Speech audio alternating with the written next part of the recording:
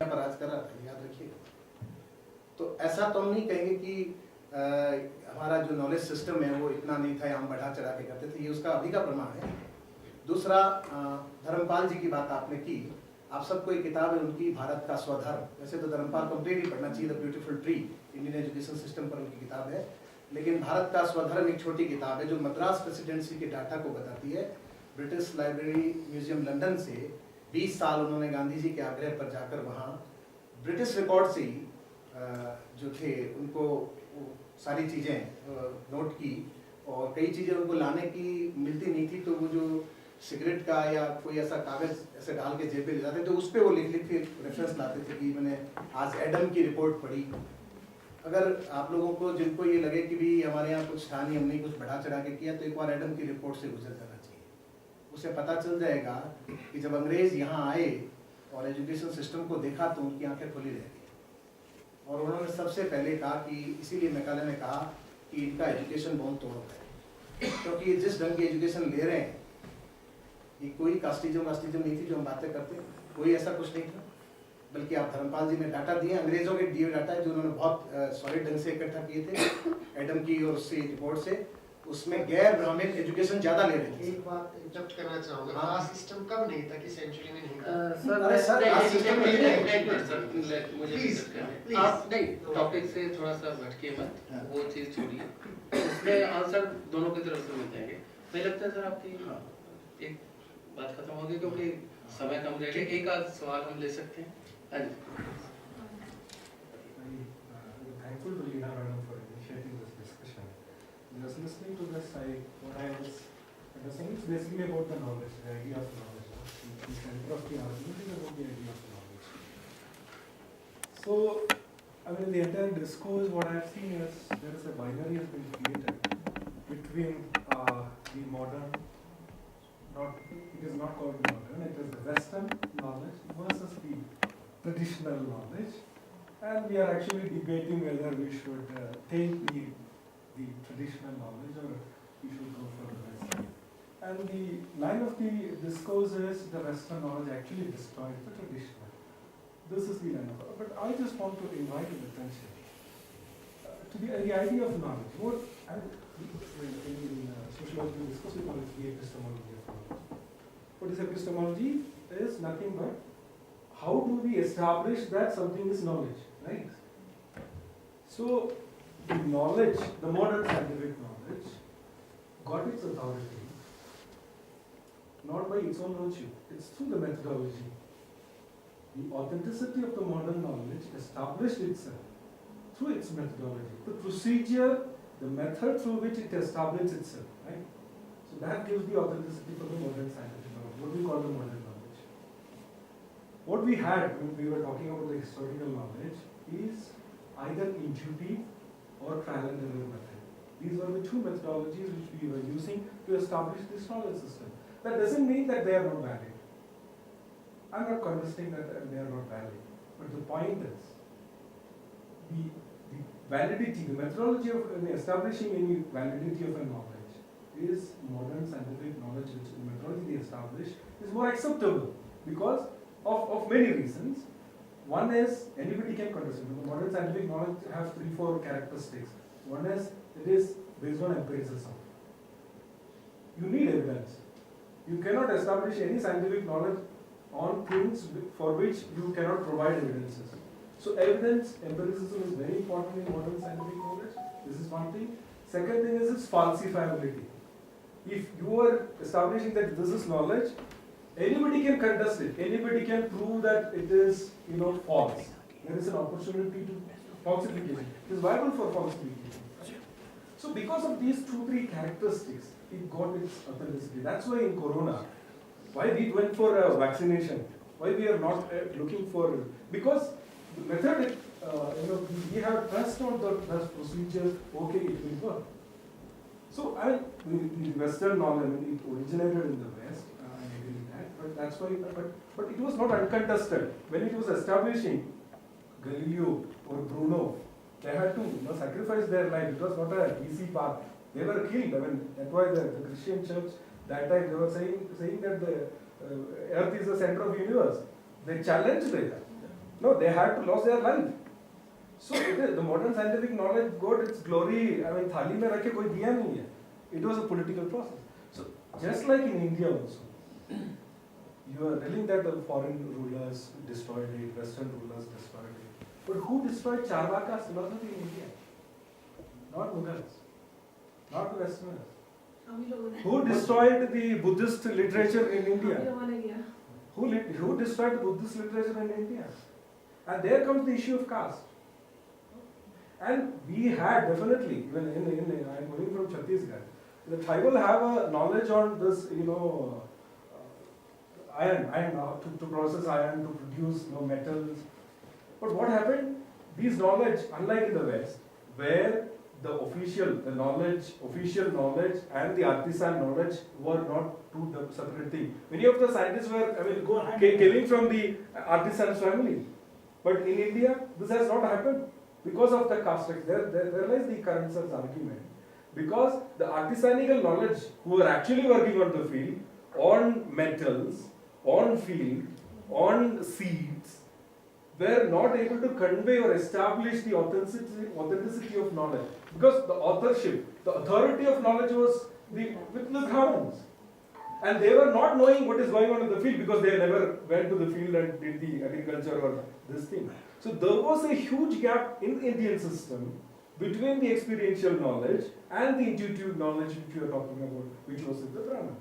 And that's why the so-called glory of India has not put, it went into shadows. So we should accept and really accept that we had a great rich knowledge system. There is no doubt about it. But boasting, to prove that, we should not say that we had a history of Valmainika. But you see, who is contesting? In the Valmainika Purana, it is there. The structure is given. Last 20-30 years we are discussing. Why nobody built using that drawing? Why nobody is building another plane? It's a very simple question. We are still claiming that in Indian Purana we have a drawing of the aeroplane. Why we are not building another one and prove it? That's how the modern science works. If you have an argument, the burden of proof is on you. You have to give the evidence. You have to prove it. Modern science have evidence that the structure have not following the modern aerodynamics principles. Very clear. You cannot, it is not following the modern aerodynamic principle. And we talked about the Setu. According to modern science, it is coral reefs, basically. If you have an argument that it is from the Himalayan stone, the burden of proof is on you and you have to establish through the method of science. So, that's what I'm telling. The blanket rejection of traditional knowledge won't do any help. We need to understand the method of establishing knowledge, and we have to pass through those process, pass through the process to establish what was with us, what was not with us, what went wrong with us. There should be a self-criticism, what Simran Madam is talking about, rather than giving blanket. And this is my comment. For only 1 minute, I will take. I also take half a second. Half a second. And I think when we use the caste system, we take it a step further from Michel Foucault's archaeology of knowledge, which is, as of now, the only thing that I've read on how knowledge is formed. So when we add this, you take it one step beyond Foucault. So when Charles was saying, artisans' art and his own knowledge regarding this metal, etc., it was not considered as knowledge. Only spiritual knowledge was considered as knowledge. इसमें से बहुत बढ़िया जो इस topic से चर्चा होनी चाहिए थी हुई और एक्सपेक्टेड होना भी चाहिए. हेल्दी डिस्कशन वही कि हम जान सके कि जिस पोजीशन से हम बोल रहे हैं और जिस पोजीशन से दूसरा बंदा सोचता है, दोनों में कहाँ अपने आप को कंटेस्ट किया जा सकता है. मुझे लगता है कि अभी भी कुछ मेरी ऑब्जर्वेशंस हैं कि हम जो वेस्टर्न कैटेगरीज हमें मिली हैं, जिसमें हमारी एजुकेशन वही है, हम लोग भी एक ही तरह से पढ़े हुए हैं कॉलेज सिस्टम में, यूनिवर्सिटी सिस्टम में, मेथडोलॉजीज को लेके टोटली 100% वेस्टर्न कैटेगरीज हमें दी गई और कहा गया कि आप इसमें फिट हो जाइए. अगर आप फिट नहीं होते तो यू डोंट एग्जिस्ट, है ना. अगर पीएचडी का आप खास मेथडोलॉजी से रिसर्च नहीं करेंगे, वैसे आप पीछे रेफरेंसेस नहीं देंगे तो रिजेक्ट कर देंगे. ऐसे ही हमारी थॉट्स में है. अगर आप वैसा नहीं सोचेंगे, नहीं करेंगे, सो एक वेस्टर्न पैरामीटर्स है। एक्चुअली कहीं ना कहीं हमें इतना रिजिड भी नहीं होना चाहिए। बेसिकली मुझे लगता है डॉक्टर साहब ने भी वेस्टर्न या मॉडर्निज्म को कंटेस्ट नहीं किया, डिनाई नहीं किया, लेकिन इतना जरूर है कि ट्रेडिशन को जो आउटराइटली रिजेक्ट किया गया ना, उसको अब कंटेस्ट करना बनता है कि सब कुछ बुरा नहीं है। कास्ट सिस्टम, जाति प्रथा आती है, कौन नहीं जानता बुरा है, डेफिनेटली बुरा है। उसको आप तभी एड्रेस कर पाएंगे जब उसके बारे में बात करेंगे। रिजेक्ट करना भी बुरा है, अगर आप रिजेक्ट कर दिए तो उसका मतलब आप उसको डिस्कशन में नहीं लाना चाहते।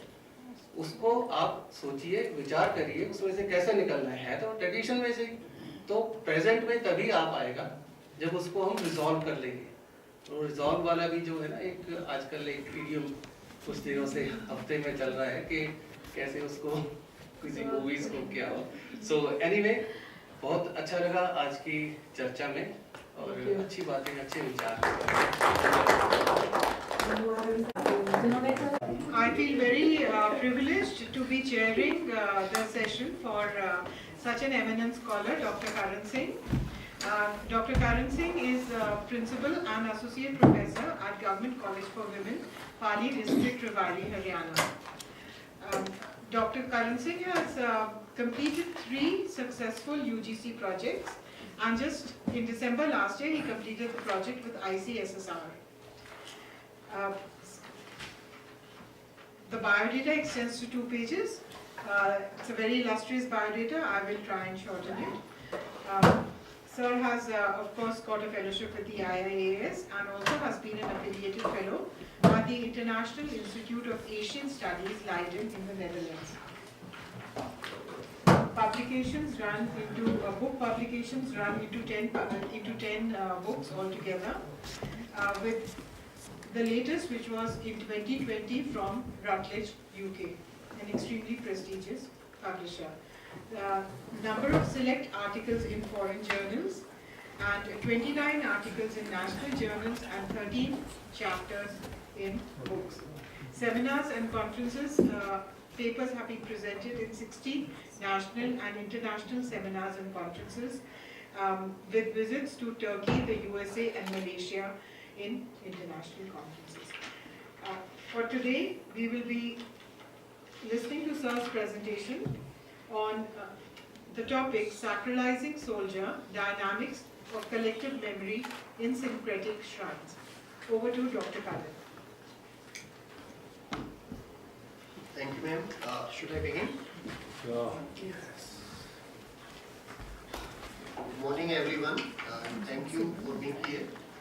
I'm very grateful to IIAS for giving me an opportunity to be here. This is my last spell, and the institute has given me a lot of things. So let me start with my paper. The title is Sacralizing Soldier, Dynamics of Collective Memory in Syncretic Shrines. The paper relates a peculiar phenomenon which I observed in certain parts of India. The phenomenon is that there is a shrine, a Muslim saint's shrine, and when we go into the past of that saint, we find that this saint was a soldier who fought with an army, mostly with Hindu kings, was killed in the action. A tomb was made over the place where he fell, and slowly that tomb was converted into a bigger structure by a Hindu tradesman or some other person, and slowly people started worshipping him as a saint, and he lost his religious affiliations and was converted into a syncretic saint, which was worshipped more by Hindus than Muslims, because the field studies which I had done in Haryana and Rajasthan, there most of the Muslim population has disappeared after partition. So he became a saint, a syncretic saint, and is worshipped by Hindus as a Pir Baba. So it led me to thinking about the role of collective memory and how it is transformed in a society, and how a soldier figure is converted into the figure of a saint. So I begin. I assert that the boundary line between a warrior and a saint within popular culture is quite thin and crisscrosses through a shared sacred landscape. Although in modern Western culture, they are often part of a dichotomy between the sacred and the profane, the material and the transcendent, in traditional cultures, warriors and saints converse together in their inhabiting both a utopian space and an arena of the uncommon. Within the syncretic culture of tradition, which I mean as a hybrid culture consisting of two or more than two different communities coming together to share a sacred scape, the warrior sits quite comfortably with his saintly counterpart, and the movement between these spheres is what keeps him religiously relevant and a figure of veneration through changing dynamics of power. It is to be noted that an alliance between the temporal and the spiritual authority within the ancient cultures of the world is not uncommon. If within Western culture it becomes apparent in the coalition of the Pope and the King through Reformation, within India the kings often proclaim themselves as protector of Dharma, thus assigning themselves the attributes of spiritual authority.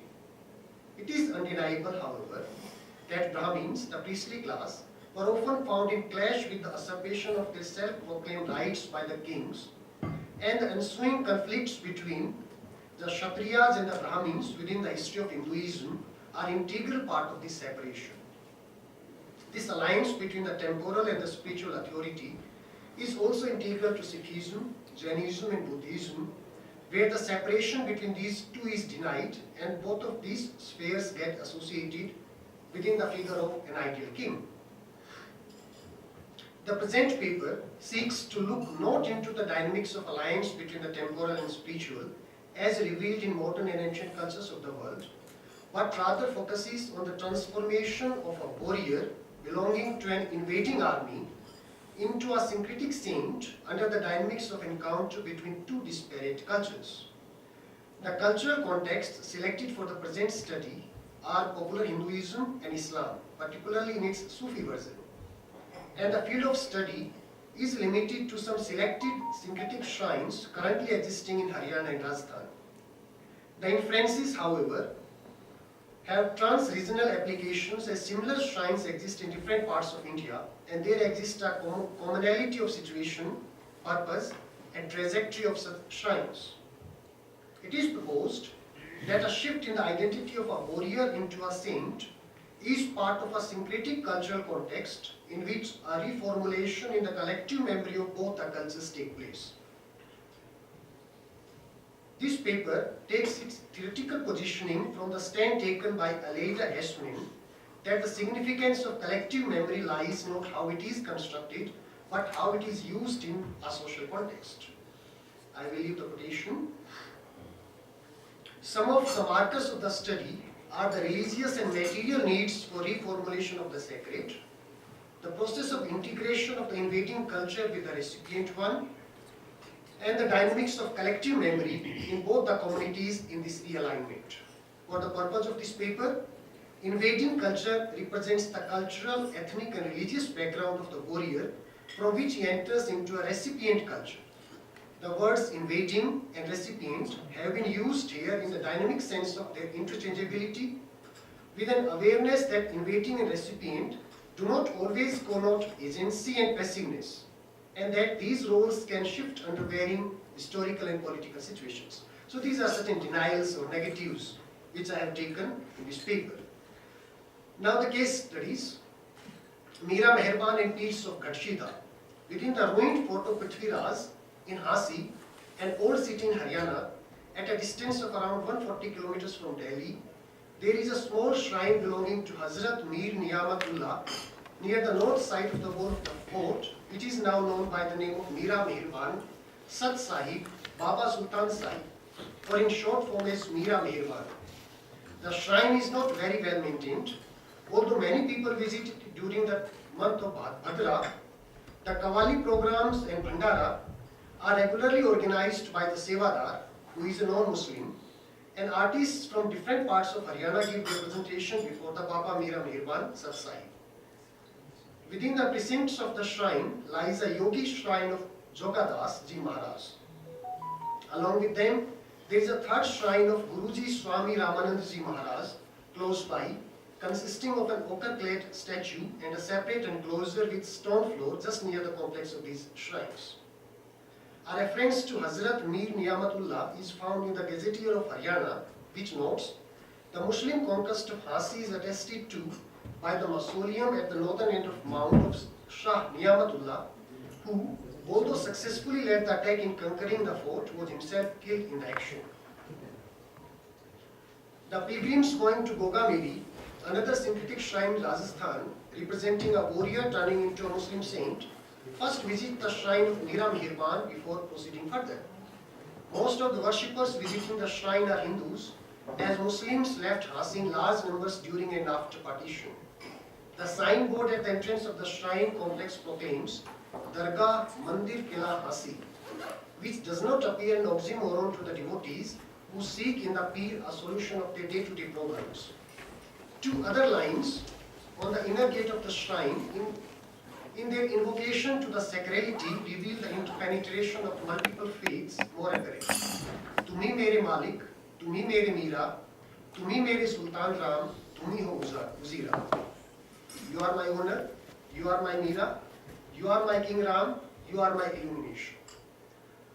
Further, another verse creates this amalgamation through images and divinities borrowed from diverse traditions of faith. Malik Mera Mehirban, Sunyo Arz Awaz, Panjo Rakho Sees Par, Yam Nahi Hot Piras. O benevolent King Mira, listen to my petition, keep your hand on my head so that death won't be calamitous. The words and imagery in these lines reveal an eclectic vision in which concepts and personages from both Islamic and Hindu worlds are chosen and mixed together.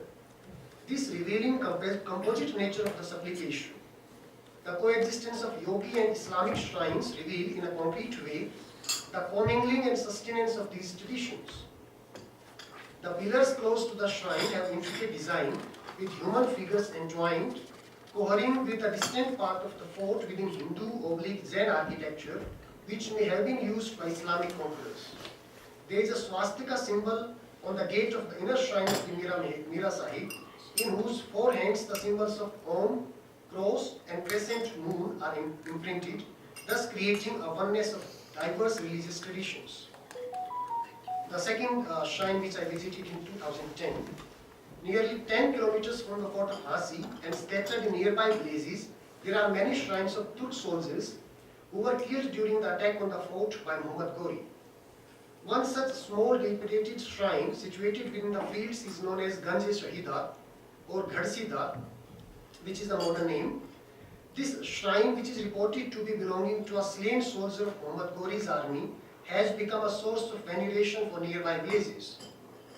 The shrine remains abandoned for the most part of the year and is taken care of by the non-Muslim villagers.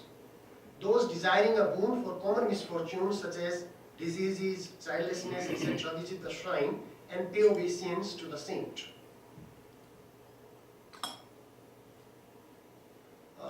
This is the photograph, Mira Mehirban Sat Sahib, Jai Baba Sultan Sahib. This is the outer gate. This is the second inner gate where we have swastika symbol and other symbols there.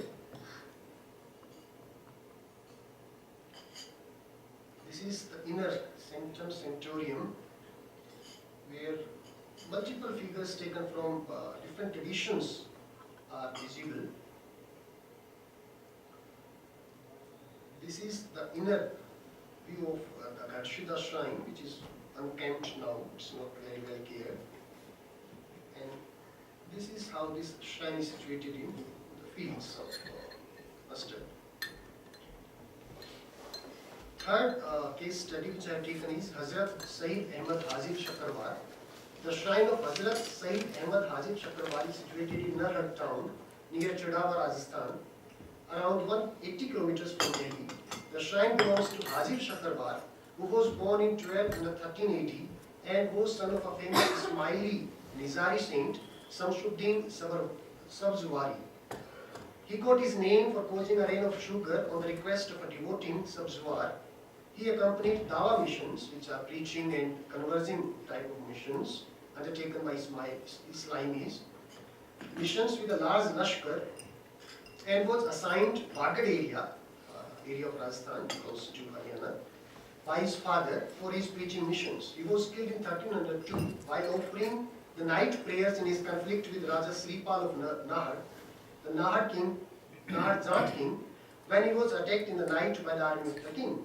Raja Sripal was later killed by the Muslim army, which won the town, and renamed it as Nahar Sharif. The shrine was built by Hindu tradesmen in 1445, who was impressed by the ray of sugar around the grave of the saint. The tradesmen later adopted Islam and became the first imam of the newly built shrine. The Dargah of Haji Shakarbar Shah is now attended by both Hindus and Muslims who seek relief from various ailments from the saint. There is no Sajda Nishin of the shrine, representing a discontinuity in historical ownership and its standalone nature. The present Khadim, caretaker of the shrine, is Haji Azim Khan Pathan, and the clientele of the shrine comprises both Hindus and Muslims. The Dargah specializes in the treatment of lunacy, and the soil of the Dargah called Khak Sipah is considered efficacious in removing lunacy when rubbed over the body. The soot taken from the land in the Dargah is considered effective in removing diseases of the eyes. The shrine is well known for its custom of celebrating Krishna Janmashtami together by both Hindus and Muslim communities.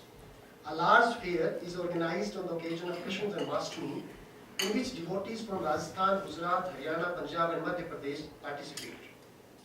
A performance of Khyal is organized along with the night vigil Rat Jaga on the occasion. The rites such as sacrifice of hair of newborn children, Judala Uttarvana, sanctification of first milk of a cow or buffalo, along with tying of clothes, threads to a tree symbolizing fulfillment of wishes are undertaken by devotees here. So this is Haji Shakarbar's shrine in Narad.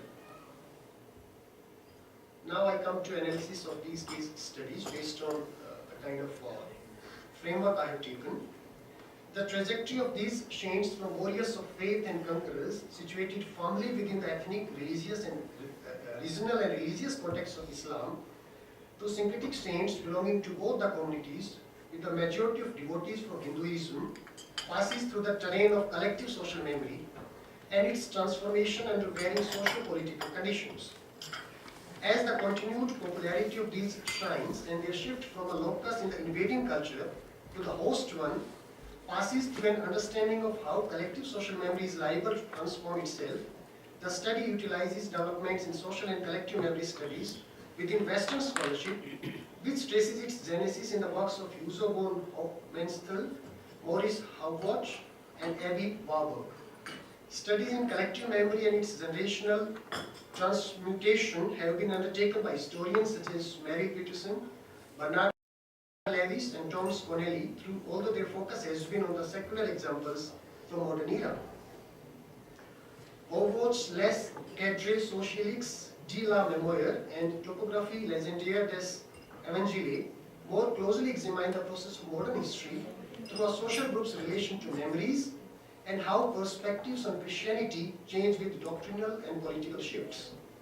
Pira Nora's distinction between memory and history, in between memory and historyless layers de memory, is based on history as being a partial, locational understanding of the past, while memory in its dynamic, lively impression of the events finds past and present in an organic way. So there has been a criticism in which history is considered a less reliable tool as compared to the memory, the collective memory field.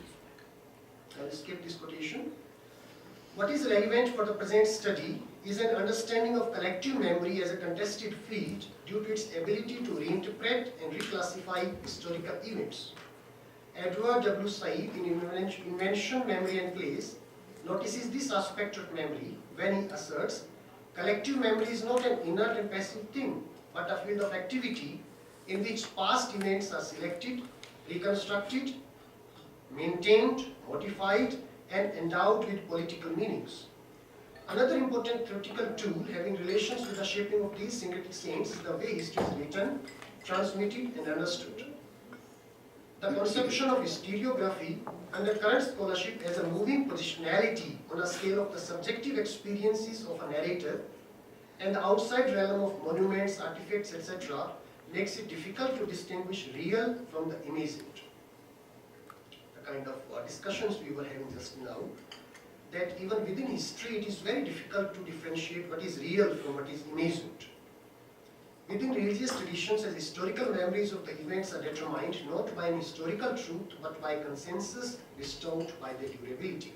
Usually it is supposed that history is factual and memory is subjective. But nowadays it is contested. It is being posited that even history is subjective experience based on so many factors. In discussions on truth or false dialectic on collective memories, a later estimating transformations between history and memory refers to the constructiveness of all historical memories and points out that what is more important is what they do in a social cultural space than their configuration. The persistence of the memories of syncretic saints within the cultural landscape of India can further be related to what Yerushalmi comments in relation to the Jews. Collective memory is drastically selective. Certain memories live on, the rest are winnowed out, repressed, or simply discarded by a process of natural selection which the historian uninvited disturbs and reverses. The selective and reordering attributes of collective memory, which are facilitated by the notion of imagined traditions and the value of historiography in the rendering of factual knowledge, plays a key role in the transformation of these warrior figures into saintly ones. Collective memory does not depend on the factuality of the events. Rather, the position of the event person in the network of historical developments gives them a durability and relevance. I'll skip this quotation. That is why the significance of the fallen warrior and his transformation into a saint does not lie within the originating incident of the sacrifice. It lies in his relationship with his community, his use as a symbol of bravery, and later on as a saint. The selective transformative function of collective memory becomes visible in these saints under the observation that in their transmutation from warriors to saints, only certain attributes, such as their piety and religiosity, were transferred to the saintly figures, while relegating their participation in wars and their hatred for the non-Muslims to the arena of amnesia. This view of collective memory, as a dynamic process in which old beliefs are reshaped and reconfigured, makes one of the vantage points to understand the changing dynamics of syncretic lines at Hasi and Naran. One important factor which ensures the longevity of syncretic saints and places them firmly within the collective memory of the society is the timely creation of a mausoleum for the graves of these fallen heroes.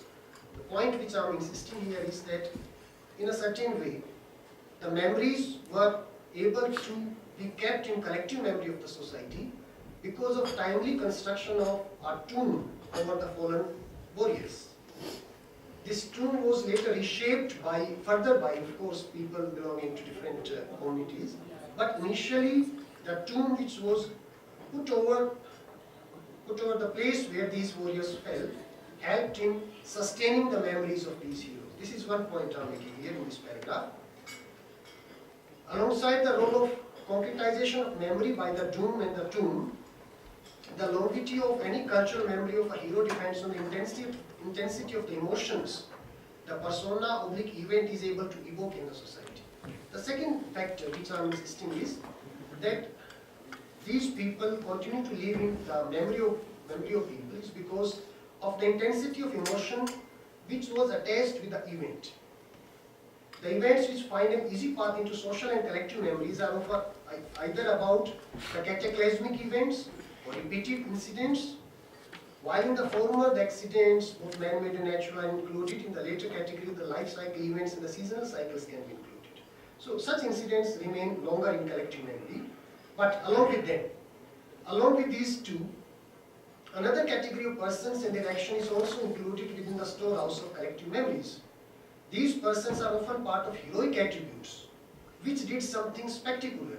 It can be seen that moral action, morality is not important for collective memory. What is important is something sudden, something drastic. So it can be seen that moral actions, if it to be part of collective memory, would have to be something drastic and out of the ordinary. Thus it is easy to see that social memory needs something appealing and extraordinary to be remembered. It should be noted that within Islam, traditional Islam, which I mean scriptural Islam, the figure of warrior is entwined with that of a saint. In Islam, in scriptural Islam, there is no differentiation between the warrior and a saint. Sainthood in scriptural Islam is both a condition and product of warriorhood. The identification can be seen even in the case of Sufi saints, many of which actively participated in wars and saw it as their religious duty. Most of them accompanied the marching armies, blessed the warriors, and it was only after the dust of battle was settled that the work for peaceful negotiations within the community began. Although here too, the community was largely identified with Muslims, so there can be no struggle with this fact. Sudhir Kakar in The Colors of Violence comments that in medieval period, even the Sufis, with all their religiosity, with all their piousness, they participated in the wars, and much of their work was limited to their own community.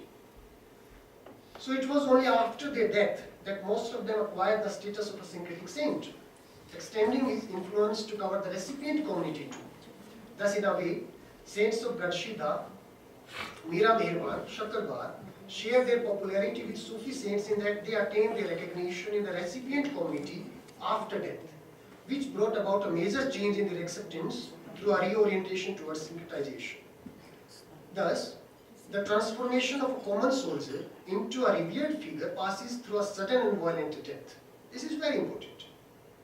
The passage to sainthood passes through a sudden and violent death, along with the display of bravery and often willing acceptance of death. Blackburn identifies three prerequisites for deification of a hero in the collective memory. First, the death must be premature, an end that cuts short a person's normal lifespan. Second, and more important, the death must be violent, an act of aggression or a sudden blow from nature. Many deified heroes are killed in battle, some in less glorious conflicts, others commit suicide. Lastly, the death that deifies is undeserved. So if you want to be remembered in collective memory, there should be a death. That death should be sudden and it should be uninvited. Means you embrace the death willingly. The person killed is an innocent, often fated victim. The suddenness of tragic event coupled with the violence of the event makes the warrior share some shades of supernaturalism. So when a warrior is killed suddenly and willingly, so he attains certain attributes of supernaturalism. As supernatural in its essentials involves an incomprehensibility and an unpredictability, the cessation of life, which in itself an unpredictable event, an obstruction in the even flow of life, creates an affinity akin to supernatural in the death. Further, though all deaths contain within themselves an element of shock and unbelief, what makes the death of a warrior different from all such losses in common life is the calmness and acceptance of death shown by the warrior. Thus, the calmness and acceptance, when combined with the suddenness of the event, gives an aura to the warrior figure which is not different from that of known by saint. So here saint and warriors come close together. Both accept death. For them, death is acceptable. So here, both of them take an aura of supernaturalism because of this close affinity. The persistence of the memories of the warriors and saints in human societies is linked with an innate desire in human beings to seek interventions in supernatural. The memory of both the warriors and the saint relies on some powerful impulses in a community to transgress death, either through a challenge to it or through supplication to it. Though the motive of challenge is an important part, its inability to provide an alternative and a solace makes the saintly way a far better option and thus a more sustainable one. Although both the warrior and the saint challenge death, but death is overcome by a saint in the sense that he provides an alternative universe, a heaven, while the warrior does not provide such an option. Another factor which exists in consonance with the sudden death and a willing surrender to it, thus bringing it too close to supernaturalism, is that the heroes, both of warrior types and saintly ones, will have a more durability in collective memory if they are somehow connected with the aspirations and identity of the community. This is another argument which I am taking here, that to exist in collective memory, the saint should be connected with the aspirations and identity of the community. How he does it? He does it by becoming a part of popular culture, by solving the problems of people. It's not done on the transcendental level, but on the level of common people. So, I'm leaving this quotation. While evaluating the reasons for selection of certain events for persistence in its cultural memory against many, Andreas Kasje makes a comment which can be used to shed important light on the issue, wherein he says that generally we can better recall unexpected, spectacular, shocking events, but only events which remain relevant, endure as memories because they brought about significant changes in people's lives. And they have been used in fashioning of a positive image of the community. It can be argued that for the rural clientele of syncretic saints in India, what really mattered was their ability to intervene successfully in the lives of people through miracles, effecting cure of diseases, bestowing of sons, and exorcising of malevolent spirits than either their religious affiliations or spiritual and ethical transcendence. Okay, then there is a quotation about Mohammedan saints of Punjab, wherein O'Brien notices that they are worshipped not because they are pious, but because of their magical powers and because they are able to intervene in the lives of people. It is also clear from this point that a saint, as being better equipped to intervene in the lives of common people, stands a better chance to live in the collective memory of people. That's why this transformation takes place. Because a saint is able to intervene more effectively in the lives of common people. Hence, a transformation from a soldier to a saint is sustained due to its greatest longevity and stability. Another argument, another strand which needs understanding due to its influence on the persistence of syncretic figures developing from a warrior is the critical role played by emotions of loss and sorrow in perpetuating those myths. As I have argued earlier also, there must be some intense emotion, and that intense emotion in the sense of these heroes and saints is the sense of loss and sorrow. The memories of loss and sorrow, which play a part in the construction of a nation and community, are also related to the longevity of collective memory of syncretic saints. Their tragic death provides a spur and a gist for their persistence in social memory. The dargahs of slain soldiers, saints are needed to create a community of believers which receives encouragement from these sacrifices. Additionally, next paragraph. Additionally, the transformation of a warrior into a saint reveals the ability of the recipient community to transform uncomfortable truths into a useful tool. So this is where the society comes into play.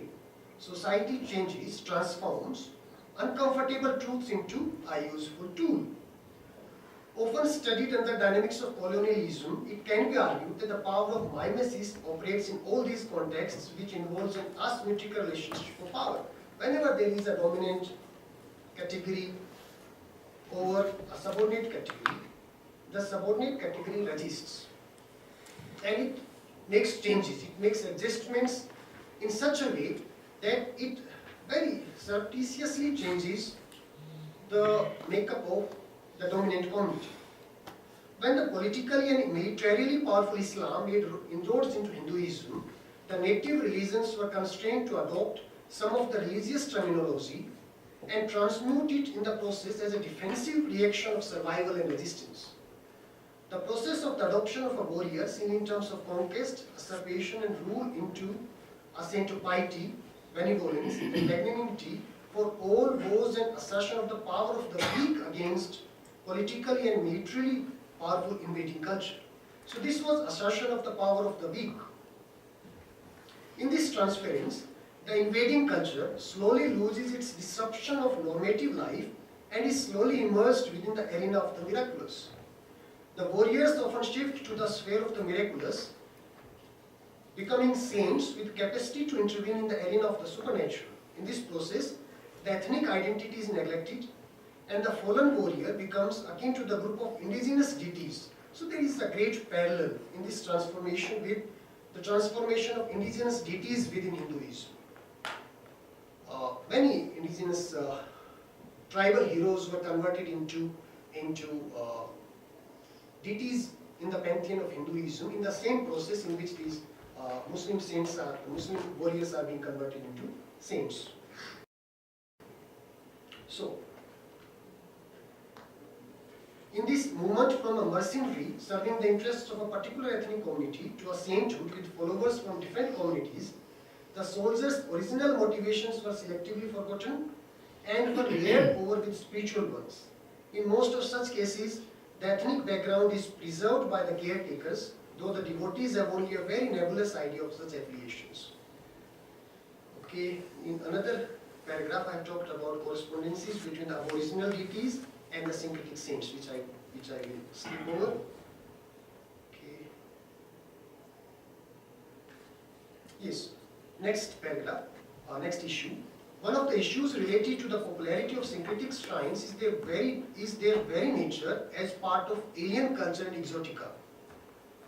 Despite being part of syncretic milieu for long, the distinctiveness of Islamic culture, as revealed in the dress, rites and food habits, have maintained their separate identity as part of their cultural milieu. The Islamic saints and the rites related to them carry within them a notion of different cosmology. Here, a critic argues that Muslim saints are worshipped within Hinduism because of their being Rakshasas, akin to Rakshasas, not exactly Rakshasas, akin to Rakshasas. And if I remember correctly, the same point was made about the popularity of Salman Khan brothers within the Bollywood. Why people are so much attracted to them?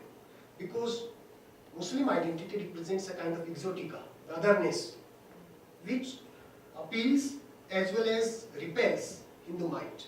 So the same argument is made here, that there is a bit of alienness about these shrines, which attracts as well as resists the Hindu religiosity.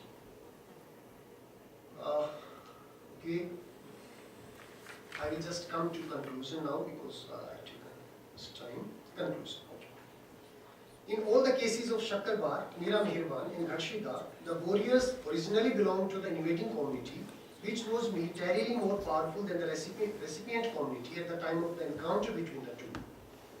That is why the figure of the warrior was more important to the invading community initially, which commemorated it within its cultural, its communal memory. But at the same time, the warrior figure was ill-fitted within the cultural repertoire of the recipient community, and to be successfully integrated into the mytho-religious worldview, a transformation in the fallen hero was required. Further, the immortality of the fallen hero in the host community could only be possible through his integration into the sacred space. Since within the hinterlands of India, most of the Muslims belonged to rural or lower caste spectrum before their conversion, the transmutation of warrior into a saint was in conformity with the religio-cultural space of popular Hinduism. While for the recipient culture, due to the role of Sufi saints in conversion of a large number of followers into Islamic fold and the structural similarities between the Sufis and yogic or popular Hinduism, assimilation of the fallen hero into its sacred fold was both easy and natural. For the members of invading culture, both due to acculturation into larger popular Hinduism and the loss of political power in the reorganized political economic scenario, the attributes of warriors slowly became less important, and the saintly qualities accentuating his role and life before his death in the clash became more pronounced. To say it is not to deny the co-presence of saintly warrior qualities in his persona, but only to emphasize the slippage of the persona from one set to another and the foregrounding of requisite qualities in the cultural space as per social and religious needs of both the societies. The transformation in the collective memory related to Haji Shakkarbar, Mira Shahid and the unknown soldier in Rashtrita seemed to have taken place through its modification by selective amnesia about the conflictual elements and the foregrounding of shared elements. It reveals that the multiplicity of identities implicit within an incoming culture are taken note of by a recipient culture, and the political clashes often become less important with time. The adoption of cosmology of the invading culture passes through selective remembering of those aspects such as violent death and sacrifice which appeal to the imagination of the recipient culture. These elements supersede the sectarian conflicts between religious systems, and the filtering acts in consonance with the spread of beliefs in supernatural elements from one cultural unit to another. This sharing in the power of the divine through elevation of suffering and problems of life reveals the ability of human communities to overcome their political, religious and other mundane divergences.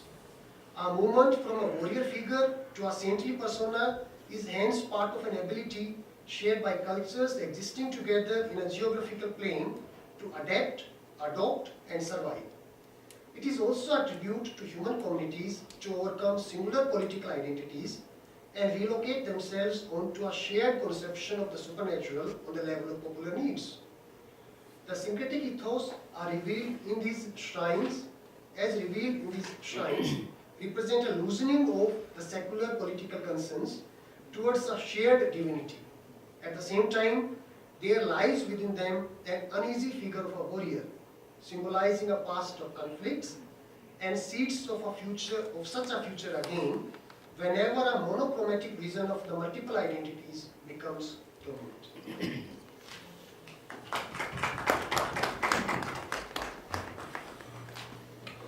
Thank you, Karan sir. That was an extremely nuanced and very well researched paper. I personally really admire the vast body of scholarship that you have brought to bear upon the topic. As chair, I get the first right to ask the question. I just wanted to know we always thought that that's how we were taught history, that syncretism came from the top. Like Akbar was syncretic, Maharaja Ranjit Singh was syncretic. You know, the rulers were syncretic. But your paper puts it into a completely different context. Syncretism came from the ground upwards. That was something that struck me, and of course the fluidity of identity. So just looking at this fluidity of identity, once the soldier, fallen soldier, becomes ascends to the saint, everything disappears. The ethnicity, his identity comes onto a transcendental level, where these human factors don't matter then. Is that so? When we are in our world, our ethnicity is so important. Ethnicity, the class, but once he's at the level of the saint, those have disappeared. Again, which goes to show the fallibility of this. How much, we're fighting over ethnicity today. Right. So those were the two things. refer And to the the floor is last open for sentence. questions Yeah, too. please. Will you answer or will you first take the other questions? How would you I'll answer? answer just in a simple sentence that in the last line I have said that there sits very uncomfortably the figure of warrior into the saint.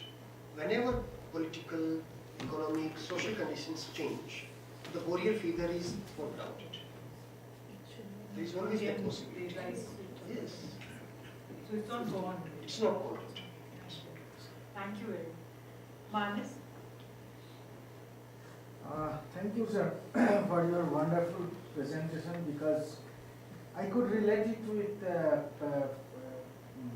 popular religious culture of Bengal, because you know that Bengal undivided and divided, both cases.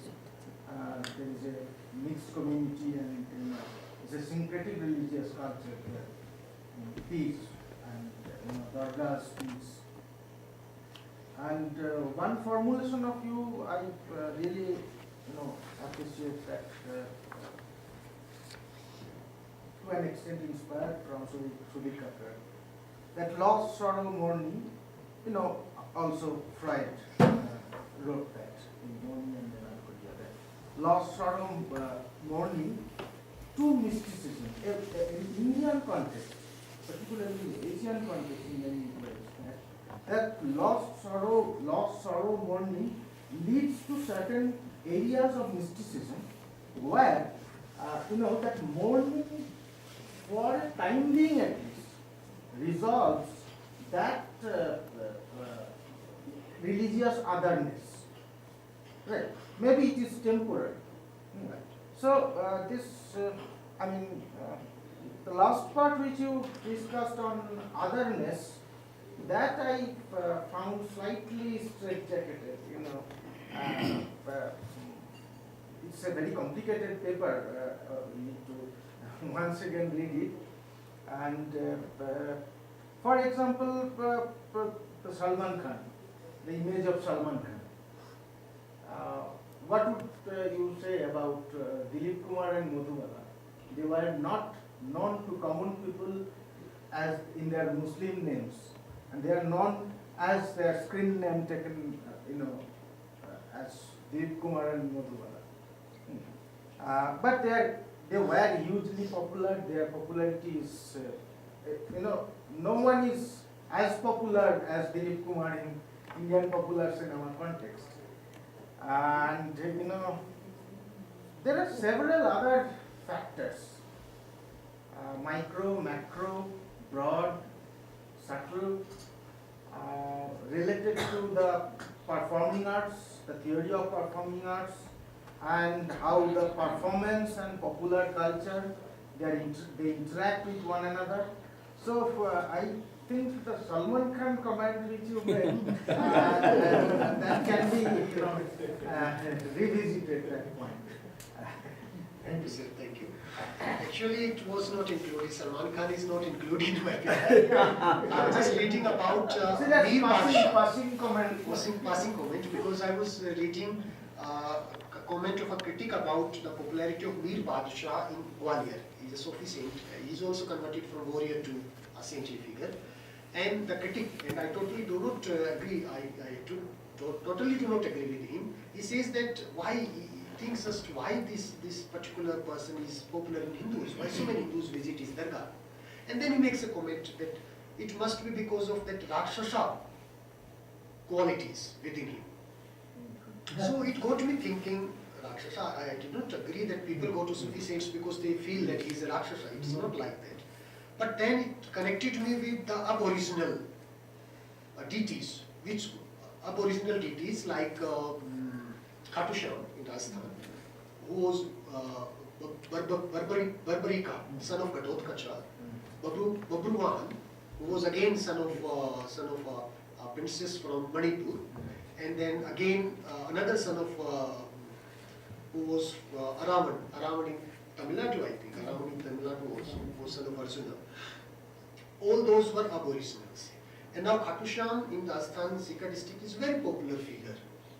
And he was killed. Interesting thing is, he was killed by Krishna. He was killed by Krishna. And why he was killed?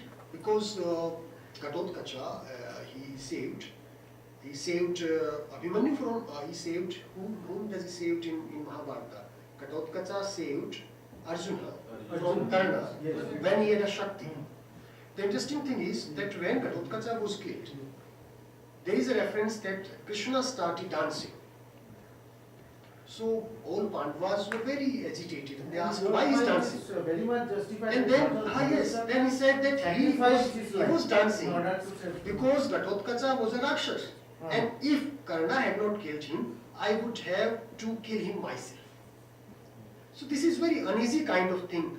Rakshasas, they were useful, they were assimilated, but still they were not given the due place within the Aryan community. So, and slowly so many of these Rakshasas, as Khatu Sham and other figures show, they have been assimilated within the popular culture. They are now being worshipped. Millions of devotees go to visit them. So somehow I got connected from Mir Badshah's example to the example of original deities which were assimilated within the culture of Hinduism. And I just read about Salman Khan in the newspaper. I totally do not agree. He is a fantastic name. Yes. Actually, Dr. Rego had raised his hand earlier. Can we have you? Yes, sir. Yes. Yeah, thank you, Dr. Karen Singh. It's a very good paper, especially in the context, today's context, where the society is torn by religious fundamentalism. A certain syncretic outlook to our practices brings in a bit of a respite. I know a shrine in Chikmagalur in Karnataka, which used to be very popular among Hindus, dargah of the Muslims, and all Christians, Hindus, Muslims visited that. It's till about 6-7 years ago. It was a very famous one, and suddenly it has become a bone of contention. And I suppose we need to highlight such practices among the common people, where we can bring people together instead of organized religions dividing. Another thing is about memory studies. It's a big study, it's an emerging discipline in a big way in the West.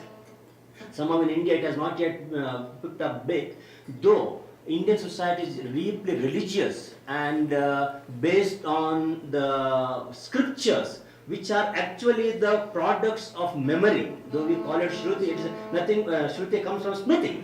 Okay, so therefore we need to have that, those studies which will definitely inform our own living, our own interrelations. A couple of questions I have, clarifications to make. One is why you are talking about a Muslim soldier fallen and then worshipped by Hindus or say common people. Say, when if it is a question of protecting a king or a shrine or something, I suppose there will be a larger congregation of men. Not only a Muslim would be slain, but probably also in protecting a shrine, protecting a king, probably there also others will be fallen, others will be sacrificing their lives. Why only a Muslim soldier is picked by the common, say, collective memory to be kept alive? One. The other thing is in the same context to talk one of the demands of that soldier being turned into a saint is a calm demeanor at the face of death. Now that is the question is, I suppose, from the previous session we get is also talk about the evidence, the witness to that calm demeanor. Where does that come from, and who bears witness to this, to a calm demeanor of a fallen saint? A third thing is about your bringing in a certain transcendental element and bringing you are trying to distinguish that from the common people. Now transcendental is a metaphysical category. Okay, why do you juxtapose that with the common people? Okay, and the last one is you're talking about uncomfortable truths. I missed that. Which uncomfortable truths we're referring to in yours? Okay, and last one, very last one, of course, Dr. Manas Ghosh was speaking about. Though you said that it is the last one, you seem to have brought Salman Khan and the Khans of Bollywood just by way of that. But in your answer, you seemed quite convinced of that. But somehow, if that be the case, I too have an issue with that. Say, for example, it's not only the actors like that who are not only attractive and repelling. Now that binary is of late, not of ancient. It doesn't come from our our centuries of living together. No, it is recent. It is just probably few decades. Or maybe at the most probably in the context of partition and beyond and recent, not before that. Why is that? You are quoting also some of the one author who brings in that. I somehow find a bit out of place. Sir, I have forgotten certain questions, but whatever I remember, I will try to answer.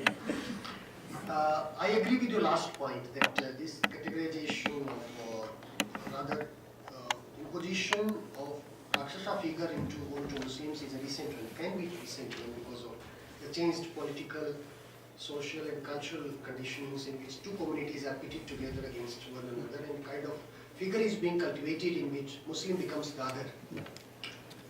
I would replace my phrase Rakshasa with exotica. Muslims might have an attraction because of that exotica figure.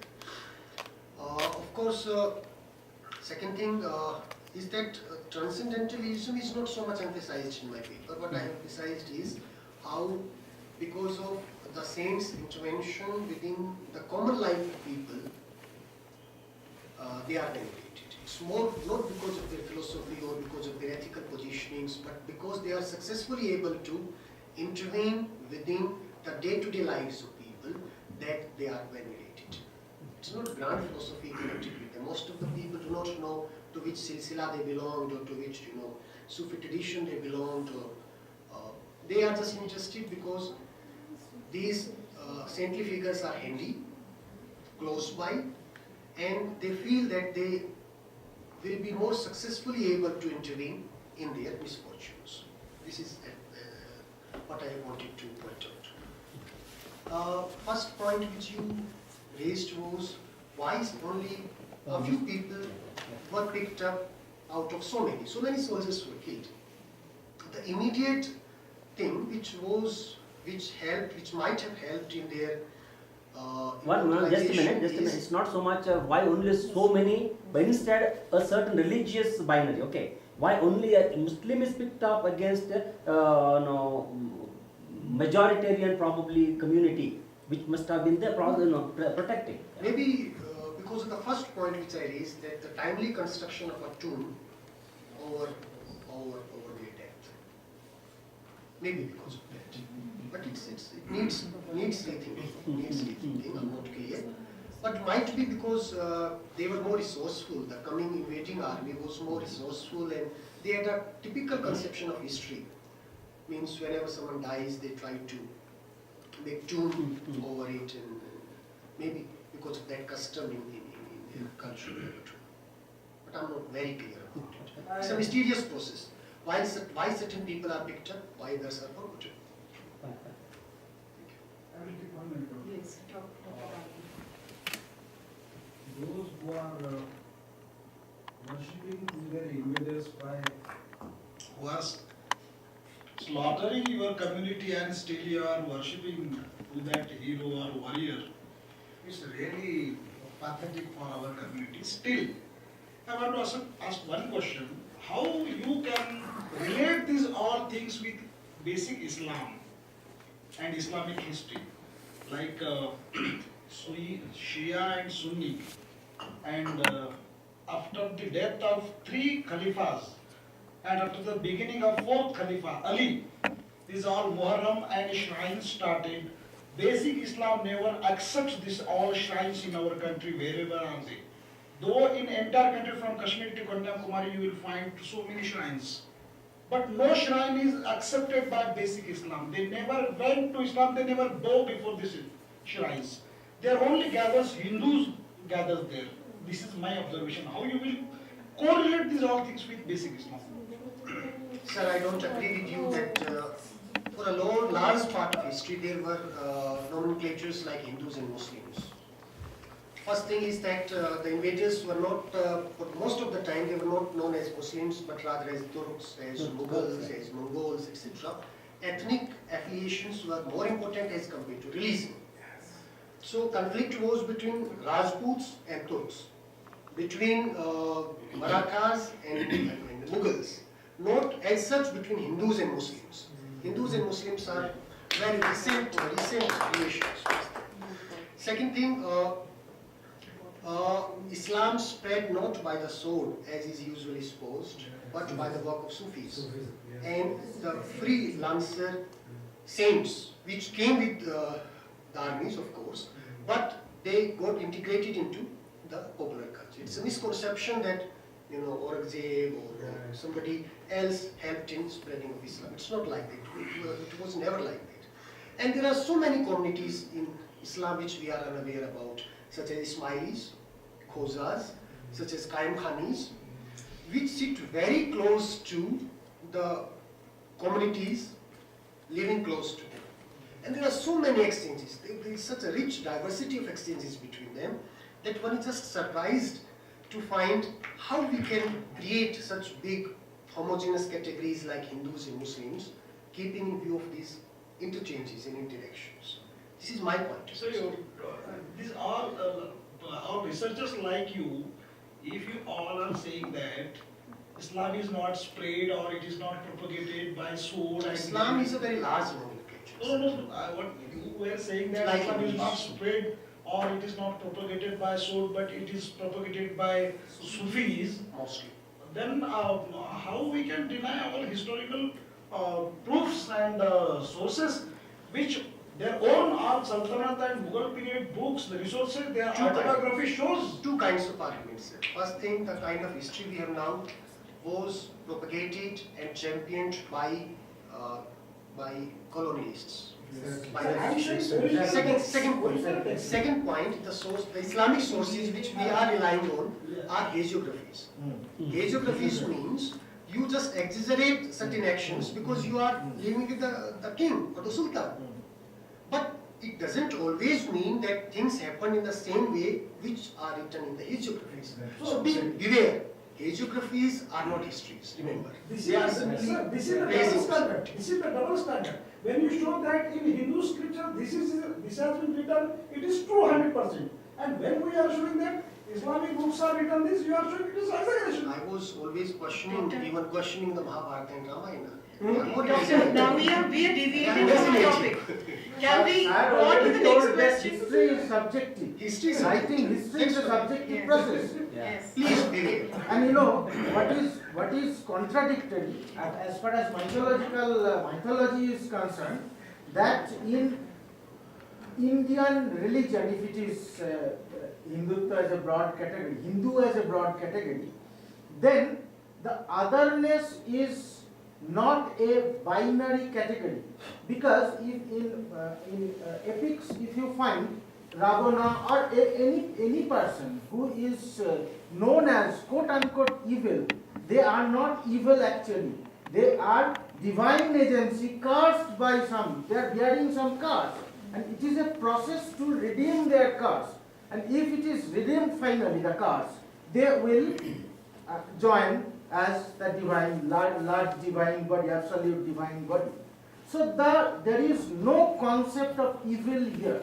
There is no concept of watertight compartment of evil and good, God and Rakshasas here, right? So, and modern, some historians influenced by colonial historiography, and still they are following the same Hegelian mistake that history is divided into three parts. One is ancient, another is medieval, and another is modern. And medieval is darkest part of history. That is the invention of Hegelian historiography in Europe. And same Western framework we are following those historians which you refer, right? You know that even that who are explaining, reinterpreting the history, giving the meta discourse on history, particularly Jyotirnath Sarkar's Aurangzeb. Jyotirnath Sarkar never wrote Aurangzeb, never portrayed Aurangzeb as a one-dimensional figure. It was some historians who wrote on Jyotirnath Sarkar, they portrayed it like that. But Masiri Alamgiri is published, you can read anytime. Masiri Alamgiri available in our library. We can have this discussion afterwards. In our ancient culture, there was no compartmentalization between evil and deity, divine and evil. So it's an invention of the modern historians. Thank you, sir. इस्लाम की बात हो रही है, तो मुझे लगता है इस्लाम और दोनों डिफरेंट चीज़ें हैं, क्योंकि जो हमारे सूफी हैं, सूफियों ने तो खुद ही शरीयत का को उन्होंने रेजिस्ट किया, उससे प्रतिरोध किया उसका। शरीयत का मतलब कि जो इस्लाम के कट्टर नेम हैं जिनकी पालना हर मुसलमान को करनी पड़ती है, सूफियों ने तो सूफी तो उससे लिबरेट हुए हैं। उन्होंने तो उन नियमों का पालना करने से मनाही की है, ठीक है ना। सो सूफी जो हैं, अगर हम बात करते हैं इन दरगाहों की, तो मुझे लगता है ये इस्लाम से ज़्यादा सूफियों से ज़्यादा कनेक्ट करते हैं। और लोग क्यों कनेक्ट कर रहे हैं? क्योंकि सूफियों का पैगाम भी जो है वो सर्व साझे सभ्याचार का ही है, तो वो फोक माइंड के साथ, फोक साइकी के साथ हमारे कनेक्ट करते हैं। तो मुझे लगता है कि बस ये मैं करना चाहती थी कि हम इस्लाम को उस तरीके से ना देखें। यहाँ पे इस्लाम में भी मैं सहमत हूँ मैम कि सूफी जो है वो उनके अंदर इंटीग्रेशन ज़्यादा था, लेकिन साथ साथ ये बहुत ब्रॉड जनरलाइजेशन है कि सारे सूफी जो हैं वो सिंथेटिक थे या धर्म सामंजस्य की बात करते थे, ऐसा नहीं है मैम। नक्शबंदी जो ऑर्डर है वो कट्टर था, उनके अंदर भी हाँ डिफरेंट कैटेगरीज है, हमें थोड़ा सा ध्यान रखना चाहिए उसको करते हुए। हाँ कुछ लोग ज्यादा कटर थे, कुछ लोग कम कटर थे। साथ साथ हमें ये भी नहीं भूलना चाहिए कि जैसा मैंने जिक्र भी किया था पेपर में कि इनिशियली जब तक सूफीज आए वो मार्चिंग आर्मीज के साथ आए ज्यादातर, या तो उनके साथ आए या किंग के साथ आए, और उनका जो इनिशियल ऑडियंस था वो उनके खुद के धर्म का था। धीरे धीरे ट्रांसफॉर्मेशन हुआ है, बदलाव हुआ है, और साथ साथ वेरिएशंस ये दोनों चीजें हमें साथ साथ इस पॉइंट के साथ साथ ध्यान देना है। लेकिन काफी हद तक से कुछ सूफीज इंटीग्रेटिव संप्रदा, बलामती संप्रदा, ये सारे ही शरीयत की मुखालफत करते हैं। वो तो उनका basic argument. Yes, ma'am. Question simple सा, just out of curiosity, out of मतलब अगर आपको जानकारी होगी कि जैसे जो हम जितने भी सूफी सेंट्स रहे हैं, what proportion of them are from warriors they have been kind of become saints, and also अगर जैसे आपने बोला कि warriors से saint बने, तो बहुत I think he also asked something similar to that कि बहुत सारे warriors रहे होंगे ना, what qualities distinguish them जिसकी वजह से वो particular लोग saint बने?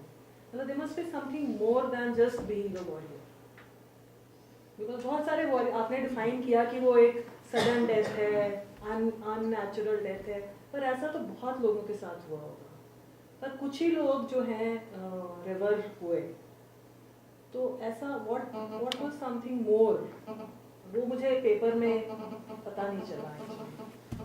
तो मुझे लगता है कि इस्लाम में जो गाजी की कंसेप्ट है कि जो इस्लाम के लिए मरता है वो फिर उसको वो सेंट बना दिया जाता है उसको, तो ऐसा कुछ है क्या?